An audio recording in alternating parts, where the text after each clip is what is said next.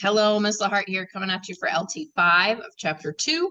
Piecewise functions we're going to break up into 2 days. The first day we're going to focus on graphing. So remember, a piecewise function is exactly how it sounds. It's a function that's in pieces. Okay, it'll look like this. That's the equation piece of it. And when the first part here, we've got g of x, it opens up. So this one has 3 pieces. The first things up are the equations. The second things up are the domain, the x's at which they are happening. You're only having one thing happen at once for these.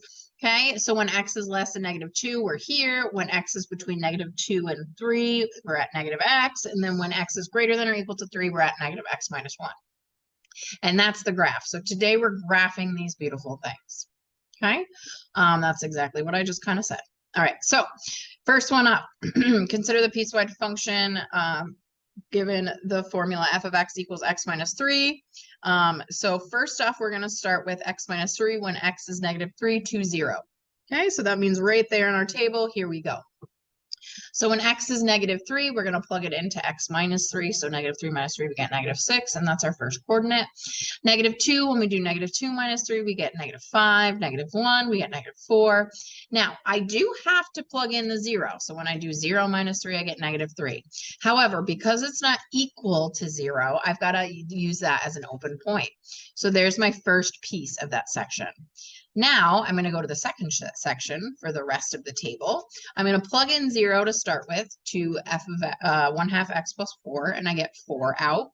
So there's the first one of that piece. When I plug in 1, I get 4.5. Plug in 2, I get 5. Plug in 4, I get 6. Connect those dots, and there is that piece right there. Okay, now the range of this goes from the low point to the high point. We have 2 parts, so we go from -6 to -3, not included. This u is the union of both of these two things, and then we get from 4 to 6. Okay, and there's the range. Okay. All right. My advice when you do this yourself is to have tables, but that's just an advice, not something you have to do. So in the first one, we've got 2x plus 2 when x is less than or equal to -1. So you've got to pick some values that are less than -1. I'm going to start first with -1 because that's where this thing has to start, even though it's not going to be included. So our first point is -1, 0. Then I'm going to pick a few more values that are less than -1. Okay, we've got -2, we get -3, and those will fill in my piece there. Now the line is continuing because it's all values that are less than -1, which is a lot of things. Next one, we have -x plus 3. Sorry, -x plus 3 from -1 to 3. So I'm definitely going to include those endpoints. -1 and 3 are definitely going to be included in that. And then we are going to plug that in, and we end up getting our piece from 3, 0, and there it is. Again, always include those endpoints into your table, okay? You have to go to those endpoints. Now, don't overthink a constant. When x is greater than 3, where our y value is 3, don't overthink that, okay? X is 4, y is 3. X is 5, y is 3. 6, 7, 8, all the y's will always be 3. And there's that piece, and it's continuing because x is greater than 3. Okay. Another one together. Oh, it's a U try. So go ahead and pause the video. Okay. For this one, I did switch around to b and y equals mx plus b. You don't have to. That was just kind of my preference. So I'm definitely going to start with 2. Oh, that's right. My points didn't come up. So 0 is a good one. 1's a good one. 2's a good one. Anything that's less than 2, knowing that at the point 2, 3, my circle is open. Then when x is greater than 2, we're plugging it into 1/2 x plus 2. Now this might happen if you ever have points that coincide. Even though when we started it, it was open, now it is closed because it is included into this function. So there's the U try for that one.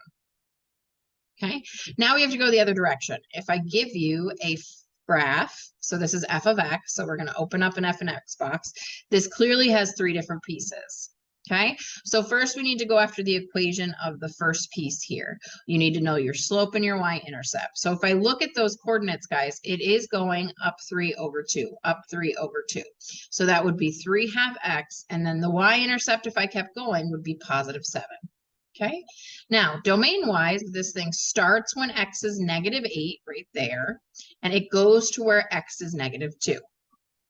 Okay, now I included it into this one. I have equal to -2.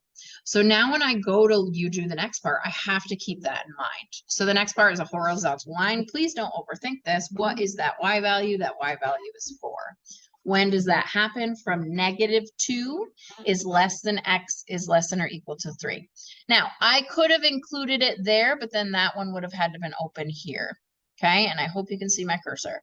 So you've got an option here, whether to include it in the first equation or in the second, but you can't include it in both because that doesn't make a function.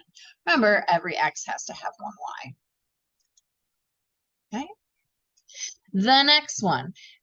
Okay, so we're going down 2 over 1, down 2 over 1. So I've got to backtrack. If I go up 2 over 1, up 2 over 1. Now, you're going to have to problem solve this.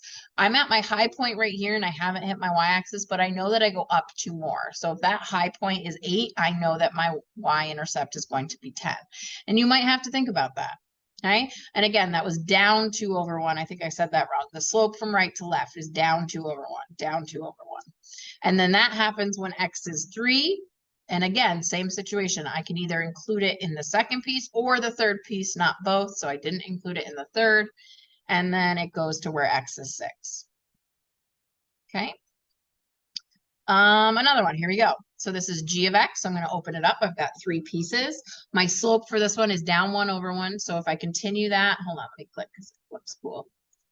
Okay, down 1 over 1, down 1 over 1 until I get to -4. Okay, now when does this happen? This happens when x is less than or equal to -4, or you could write it like this down here. I've written it in. Okay, either or would work.